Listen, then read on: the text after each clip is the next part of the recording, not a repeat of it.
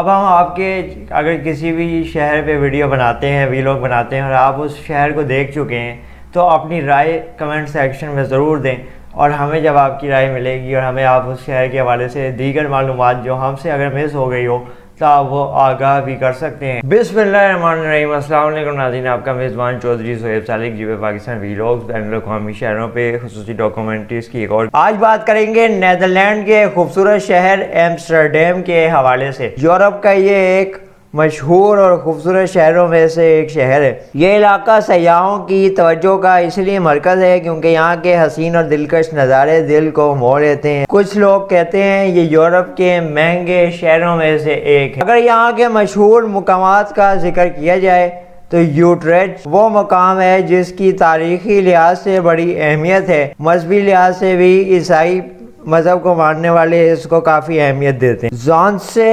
شیخنز جو اس شہر کی ایک خوبصورت عمارت ہے، ایسا مقام ہے جہاں پہ جو شہری آبادی سے تھوڑی فاصلے پہ ہے، لیکن یہاں جانے والے ٹورسٹ اس حسین اور دلکش جگہ کے ساتھ اپنی تصاویر لے کے اپنے یادگار لمحات کو اپنے پاس قید کرنے سے باز نہیں آتے اور اس کو پیچھے ہٹنے سے دریغ نہیں کرتے۔ یہاں ہریالی دیکھنے کو ملتی ہے جو آپ کے دل کو اور آپ کی طبیعت کو تر و تازہ کر دیتی ہے۔ یہاں کی ہریالی آپ کے اوپر اپنا سحر طاری کرتی ہے اور کہتے ہیں کہ ہریالی انسان کو فریش اور تر و تازہ کرنے میں مدد کا باعث ہوتی ہے۔ اس کے بعد کوکین ہوف وہ باغ ہے جہاں دنیا کے مختلف پھولوں کی بے شمار قسمیں موجود ہیں۔ آپ یہاں جانے کے بعد کنفیوز ہو جائیں گے کہ شاید دنیا میں کوئی ایسا پھول واقعی ہے جس کی قسم اس باغ میں موجود نہیں۔ خوابوں کی اگر بات کی جائے تو یہاں کے سالٹڈ فرائز ہر زبان زد عام ہے، ہر زبان پہ اس کا ذائقہ ہے، اور کون ہے جس نے اس کو نہ چکھا ہو یا محروم رہ گیا ہو۔ لوگ اس کے فلیورز تیار کروا کے لے کے جاتے ہیں جو کہ مختلف فلیورز میں بھی